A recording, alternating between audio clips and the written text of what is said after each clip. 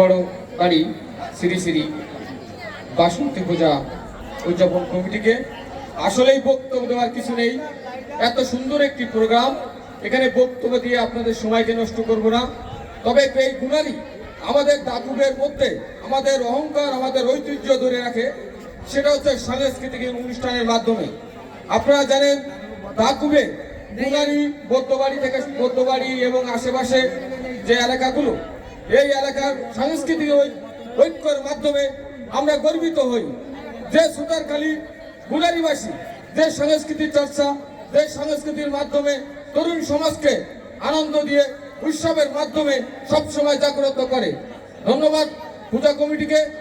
আমি চেষ্টা করব আমার সামর্থ্য অনুযায়ী সবসময় আপনাদের পাশে থাকতে, এবং আজকে কথা দিচ্ছি প্রতি বছর আমি আপনাদের সাথে থাকবো।